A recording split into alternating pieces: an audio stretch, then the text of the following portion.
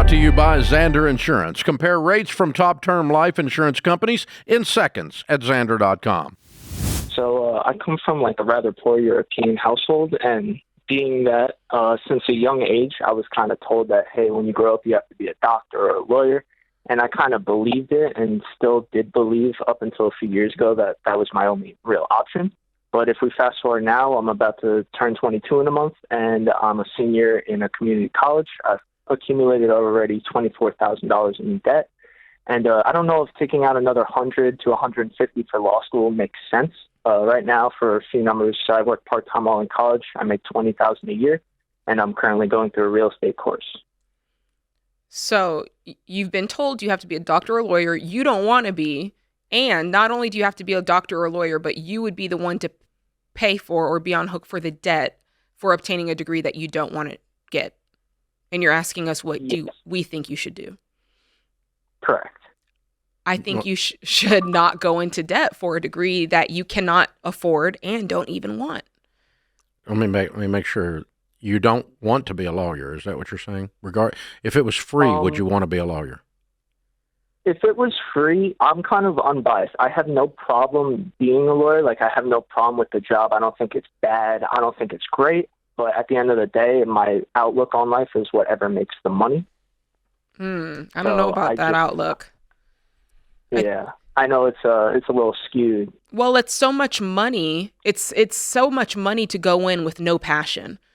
And I don't think the prospect of I could make a lot of money one day is enough to keep you. Anyone in your family a lawyer?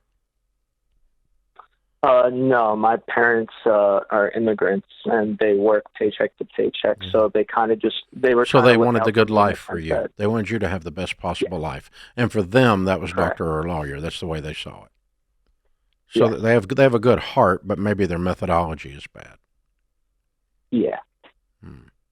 What's your degree in your undergrad? It's business management. Okay. And you think you want to do real estate? Yeah, so I work in the restaurant business now part-time, and a lot of my local regulars are real estate brokers, and they have expressed to me several times that if I go through the course, get the license, I can totally work for them right out of the gate. So I thought that might be promising. Okay. Well, that's true. What I think I want you to do is I want you to figure out what you want to be, and then let's reverse engineer how to get there rather than just going, okay, I can make money in real estate or I can make money as a lawyer. I haven't heard anything yet about what I want to do, who I want to be, what sets my soul on fire, what makes me really, really excited. Instead, you're just gravitating where I can get a paycheck. Gotcha. Yeah. So I want you to, I don't mind you getting paid, $800,000 a year. That's perfectly good with me. As a matter of fact, I think working your passion and making no money is a bunch of crap. Okay? Because if you work your passion, you ought to actually get good at it and make money. So I just don't buy that stuff. But on the other hand, working at something that you, to Jade's point earlier, that you don't have a lot of passion for, certainly don't want to go into debt for that. Mm-hmm. So you're living your parents' dream, and you're having to finance it to the tune of 150 on the lawyer thing. So I'm with you on that one, Joseph. I think we're going to tell mom and dad, hey, I'm going to go live the American dream. I just found out it's different than you thought it was.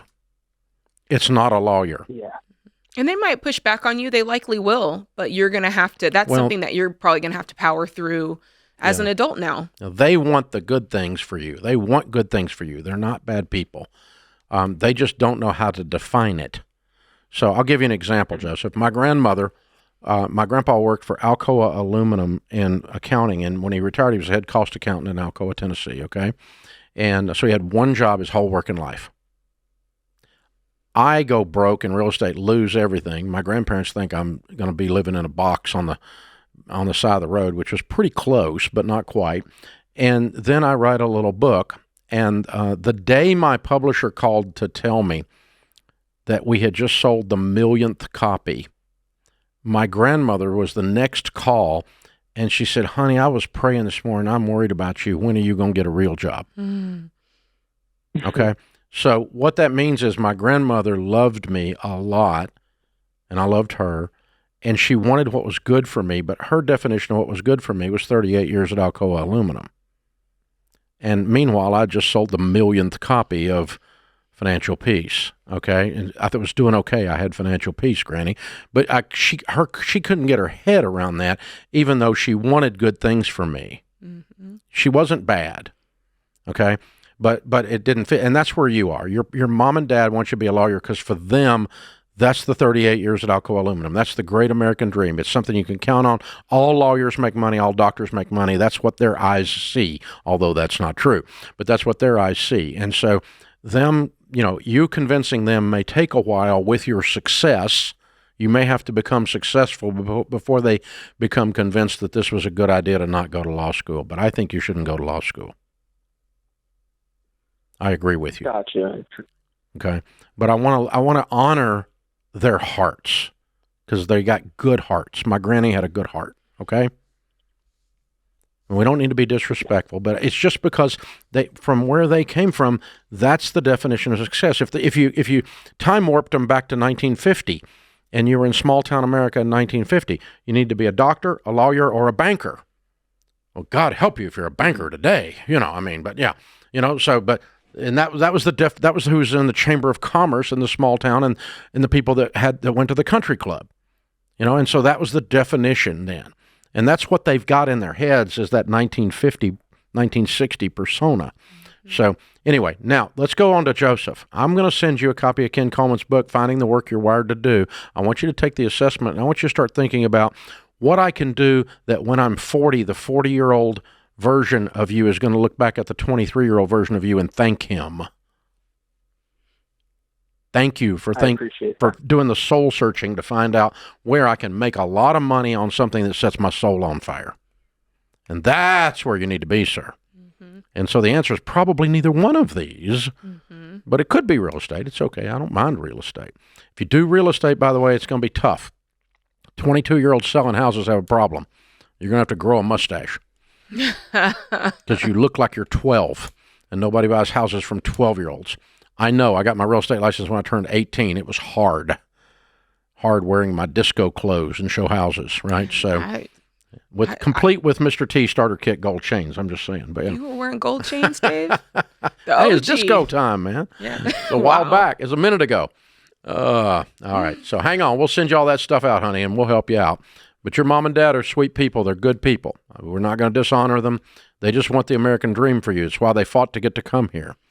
And that's why a lot of people want to live in America, because it's the best place on the planet to live. They fight to get to do it. If anyone depends on your income, you need affordable term life. Never cash value insurance. Visit Xander.com today for quotes.